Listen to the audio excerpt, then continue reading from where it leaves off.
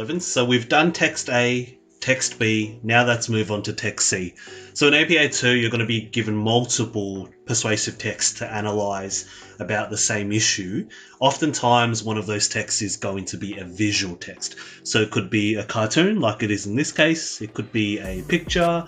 It could be a graph. It could be just a general illustration or image. First thing that you got to do when you analyze any visual is just to really take the visual details in. So just looking at this cartoon, we know that it's illustrated by Kathy Wilcox. Again, published in The Age, same day that the letter to the editors above were published. I always begin by just observing elements of the visual. So I can see here you've got sort of an illustration or a painting of the Indigenous flag. That sort of blends into the landscape of this image. You've got this emu in the top left-hand corner. So I'm thinking, we know the emu is a national animal. We know that the emu is a really important Indigenous animal as well. It's important in the dreaming.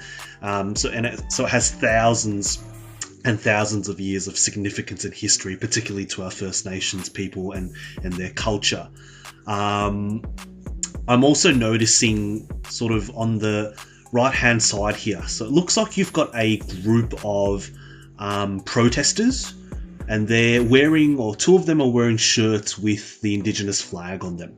So we can assume that they're Indigenous Australians, and they're holding up signs or placards. One of them says "Not Our Queen," and one of them says "Colonial Relic." So again, a criticism of the Queen, and I think broadly a criticism of colonisation and the monarch in general. And then you've got this. This looks like the Queen's funeral, I guess, casket or a coffin that's obviously been decorated in the traditional customs, I suppose. And then you've got this man in a top hat, which has its own interesting connotations. He looks like a Caucasian man, and he's saying, "You people need to understand that the royal family embodies literally centuries of history." So you could probably assume that this man is a monarchist or someone who supports the Queen and the royal family and the monarchy in general.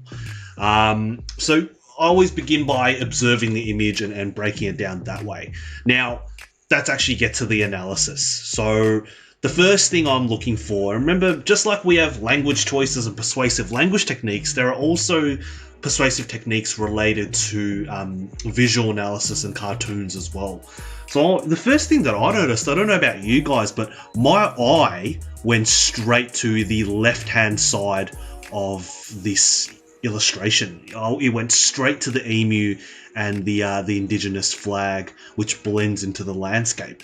And that's a technique artists use called salience. So salience meaning where the eye goes to first when they look at an image. So it's representing the Indigenous flag, the sort of emu in the sky, which again is a reference to the constellation of stars. It's really making that the most prominent aspect of this cartoon. And then the eye sort of goes towards the text and the protesters and the monarchist on the right-hand side. So the first thing I'd be analysing is probably the size and proportion. So again, we had salience before. The audience's eyes are drawn to the left side of the cartoon / illustration. aka Indigenous flag and emu in the sky. And the other thing that I'd be sort of analysing there is the, I suppose you call this, I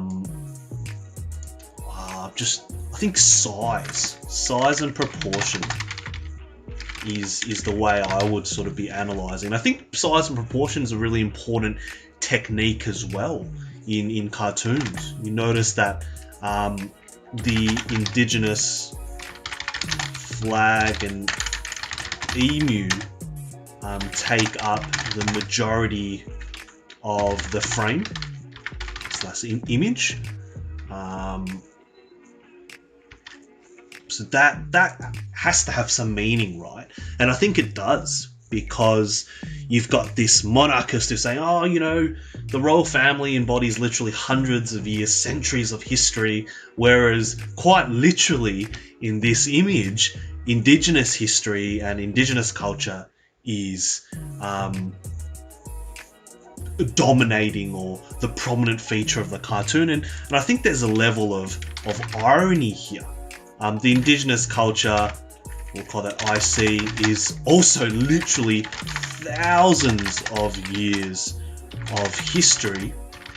So again, there's sort of a bit of satire, dark humour in this cartoon. It's essentially trying to call out how hypocritical and how ironic a lot of these monarchists are, who support the Queen, the monarchy, and the royal family. They're saying that, we have to really praise the Queen and mourn her loss. And, essentially I think what he's trying to say is he's being really critical, this monarchist, towards these Indigenous Australians who are protesting against the Queen. But he's also being really dismissive of, or is unable to recognise the painful history of dispossession and damage that the Queen, and more broadly the monarch, represents towards Indigenous Australians. So I think that's probably Wilcox's message. So her contention / argument. I suppose you could say people, particularly Indigenous Australians, who are, Australians who are critical of the Queen's legacy, have the right to voice their, I suppose, displeasure with how she is being portrayed, glorified, as the Queen, and more broadly the monarch represents the consequences of colonisation, dispossession, and corruption, etc. So I think that's very much Wilcox's contention and her central argument.